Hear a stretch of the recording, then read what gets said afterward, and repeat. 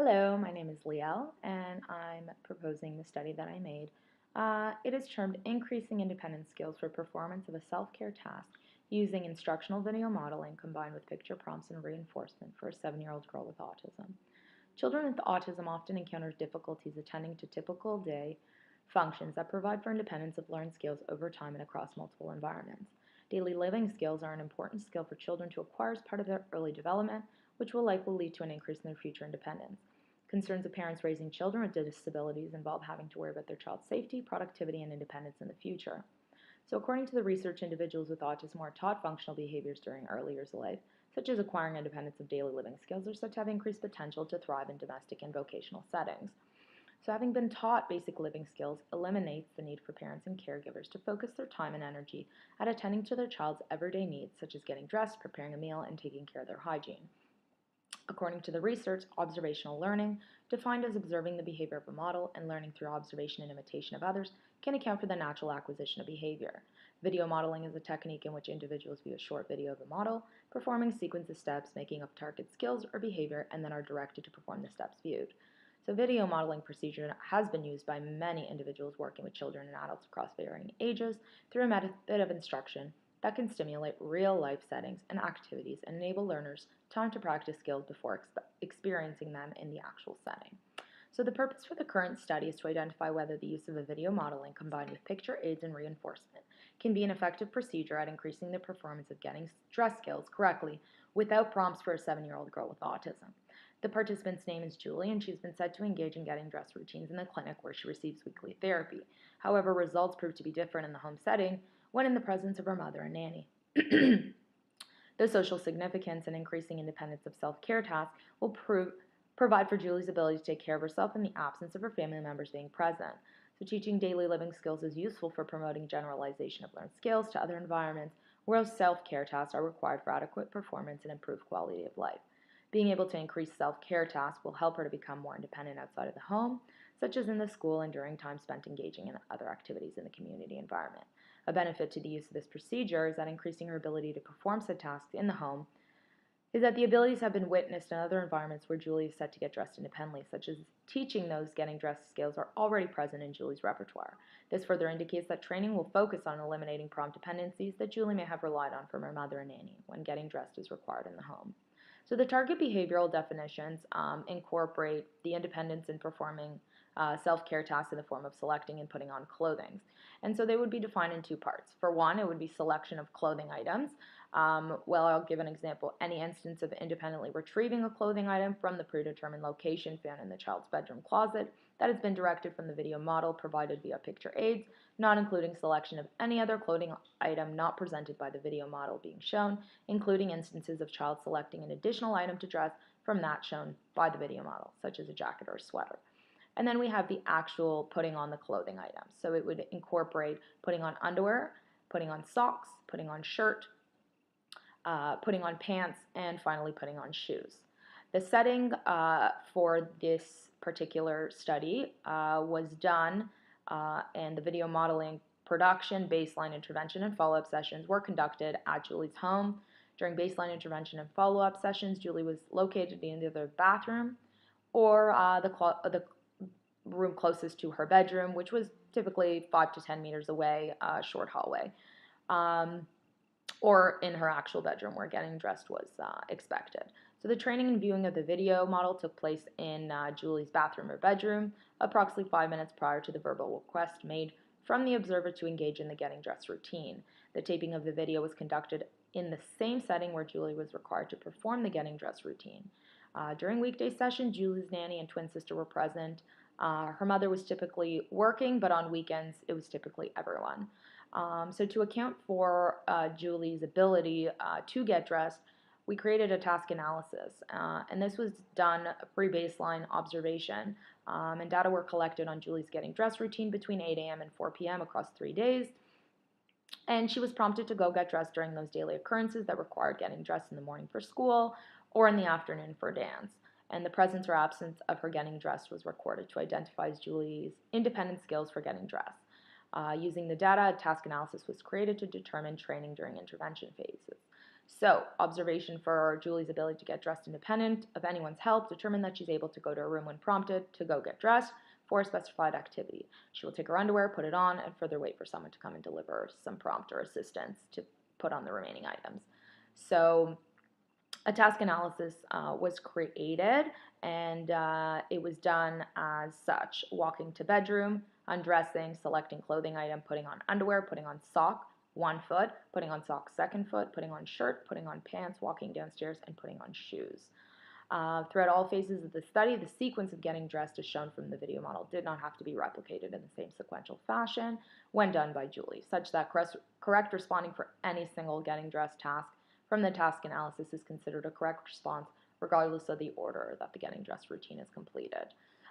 In addition to a task analysis, a preference assessment was conducted to determine reinforcer selection at the end of completing the getting dressed routine, and a treatment fidelity checklist was incorporated during each session to account for treatment integrity throughout all phases of the study. So the video production was conducted prior to baseline and intervention. It was a single video that was produced to identify appropriate completion of getting dressed by Julie's twin sister. The video included target behaviors of getting dressed in the sequential format, such that the video began with a verbal prompt from the mother to the twin sister indicating it is time to go get dressed for, and then specified activity, and further presented a list of 3 picture items that her daughter had the choice for selecting one of the 3 items presented that she could take with her upon completion of her getting dressed independently. So the total duration of the getting dressed video was 3 minutes in length, and it consisted of walking to the bedroom, locating appropriate clothing items to be worn from the task analysis, assisted by those picture aids placed within different locations within Julie's closet and dresser. And this was followed by Julie's twin sister having to independently put the clothing items on. Prior to the recording of the video, Julie's twin sister was directed to physically point to the article of clothing she was selecting, and followed by verbally expressing each act of putting on clothing from a first-person perspective, such that when she was selecting a shirt, she pointed to the picture cue card displaying the word shirt, selected a shirt, and this is my dance shirt, followed by I am putting on my dance shirt. The dependent measures and data collection. So the dependent variable for the study was the percentage of steps performed correct on the task analysis for getting dressed for a specified activity, so school or dance, and this was derived from the task analysis. It comprised of 10 separate steps to be performed correct without prompts. A data collection sheet was provided to both observers and was to be used during each observation session. For the data collection form used across baseline, intervention, and follow-up phases. So data recording will involve listing the type of prompt delivered for a given session, such as if it was verbal, gestural, or physical, and this is all indicated on the data collection form provided, so that we have more information based on the prompts that were delivered during each session, which were, in the case, least to most prompting. So to determine the percentage of steps performed correct for a designated getting dressed session, the number of correctly completed steps was divided by the total number of steps and multiplied by 100. If during any point from a given session a prompt was delivered during the time designated for Julie to independently perform correct steps from the identified criterion level, then a P, such as prompt, is placed in that designated observation period. And the mother and the nanny would alternate between observation days for non-IOA days. So the experimental design in this case was a change in criterion design. It further incorporated all baseline, intervention, and follow-up session data across 2 observers. The change in criterion design became very useful for presenting replication of intervention effects. There are more than 7 changes to the criterions levied throughout the treatment phases from this intervention, and that allows for repeated observation of intervention effects across the criterion changes. Now, the intervention description. So, 1 stable levels have been observed across baseline sessions, which were conducted for 5 consecutive days. The intervention phase, so the video model combined with picture aids and reinforcement, are introduced for the first set of predetermined criteria. And this was the 3 steps from the task analysis. So, the first, second, and third step were to be completed for a minimum of 5 sessions until stable levels for reaching the criterion for mastery were achieved. So, an intervention session typically lasted a total of 30 minutes in duration, similar to those conducted during baseline. 5 minutes prior to the intervention session, Julie was presented with a 3-minute video model of her twin sister engaging in the getting dressed routine. Similar to baseline procedure session, observation, and data collection would be conducted by both Julie's mother and nanny on alternating schedule. So, following the video model, Julie was requested to select one out of the 3 possible tangible reinforcers suggested from the preference assessment to be made available upon completion of reaching the current criterion level for the designated session period. So upon completion of watching the video model and selection of the tangible reinforcer, Julie was prompted to go get dressed for indicating specified activity on 1 or 2 times per day, depending on whether she had an after-school activity. Julie was prompted with the same verbal praise as the one used during baseline sessions and those modeled from the video. As in the baseline phase, if Julie did not initiate the appropriate behavior in the getting dressed routine described from the task analysis within 10 seconds from the initial verbal prompt, she was provided with a prompt, least to most, to complete the next step in the chain. If Julie did not omit the following steps from the getting dressed routine after a physical prompt was delivered, then the person providing the prompt to Julie would complete the steps for her. So observations made during baseline were conducted across 5 sessions. During baseline, no criterion level was set for Julie to achieve, and her performance of steps performed correct indicate that she was able to perform walk into the bedroom from step 1 of the task analysis across all 5 observation days with a single verbal prompt of being told it's time to get dressed, indicating the specified activity. So prior to the introduction of the first intervention phase, predetermined criterion level were selected for each of the following 7 intervention phase, and this was done to indicate the requirements for successful mastery at any given stage of an intervention phase. So for example, the first criterion was set at achieving a performance total of 3 steps from the task analysis performed correct across 3 consecutive days, reaching 90% accurate without delivery of prompt. However, those steps needed to completed correct in order to reach criterion for any one intervention session did not require for any one of the steps from the task analysis to be completed in the same sequence as that presented through the video model.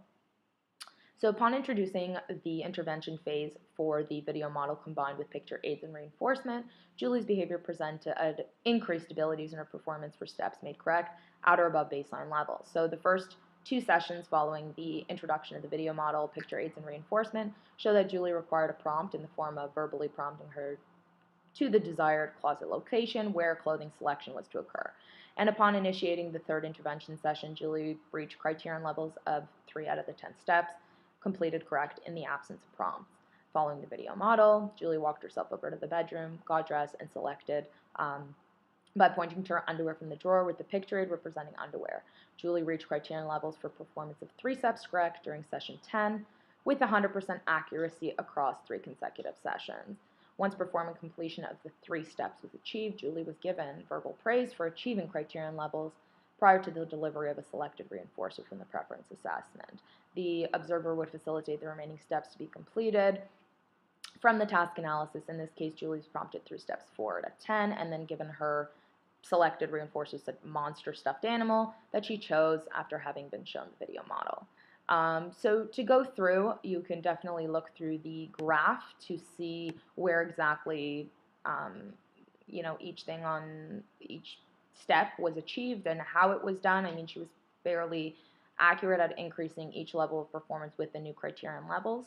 And then we see with the final step for her proved to be the easiest to complete on her own, as it only took 1 session to verbally prompt her to put on her shoes, as this was already something that was part of her daily routine at home prior to the intervention. So she achieved successful mastery for correct completion of steps 1 through 10 with 100% accuracy during session 41. The intervention of the video model combined with picture aids and reinforcement proved to be an effective procedure at increasing Julie's performance of steps correct for getting dress routine from the designated task analysis. So we did also have follow-up sessions, and the second follow-up session, yes, I believe the second one indicated that she was able to maintain her increased ability for managing all 10 steps correct, so 100% accuracy in the absence of being prompted, besides the initial verbal prompt delivered to her to go get dressed for specified activity. And so that we see that the current intervention proved to be effective at increasing the getting dress skills for a 7-year-old child with autism, and the use of the video model combined with picture aids and reinforcement proved to assist with increasing Julie's performance of steps correct from the task analysis for a getting dress routine. The final intervention session, so 45 if you're looking at the graph, indicates Julie's behavior reaching 100% accuracy of performance for a 10-step sequence to be completed in the absence of prompts being delivered from people within her home environment. Additionally, follow-up data, as previously mentioned, indicate that Julie maintained performance of the getting dressed routine following the final intervention phase. And in this case, the video model was not shown prior to engaging in the 10-step sequence for getting dressed. So the creation of a task analysis proved to be very effective at pre-selecting those criterion levels to be achieved from the participant given her abilities. And in this study, Julie's mother and nanny have observed Julie's ability to perform getting dressed independently, which is something that they have been facilitating help with for years. As such, this proves effective.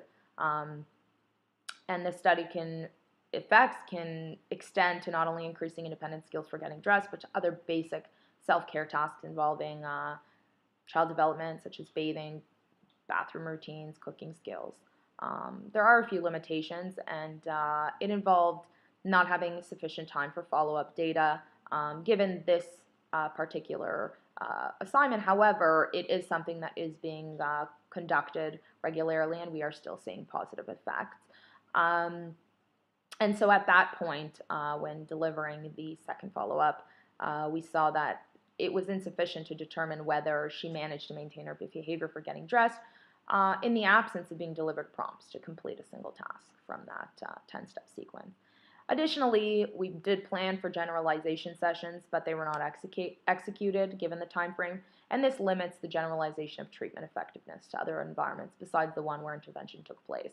So therefore, future research should account for including generalization procedures during the process of implementing intervention phases to ensure that learned behavior is being generalized to other people, stimuli, and settings. And our plan was essentially to include it within the classroom setting with her teacher and to sort of see how that would be in the absence of providing her a video model. However, it never really got done, and we're hoping that we are going to implement that. However, we're still very pleased to see that there are very much positive effects and that it's a significant difference from what it was like given even a month and a half ago. So thank you for listening. I hope you enjoyed, and it was definitely something that was very enjoyable, to say the least, and surprising to see how quick figuring out a function and figuring how to manipulate different environmental factors can really change and help produce significant gains for a child on the spectrum. So I hope you enjoy. Have a good one.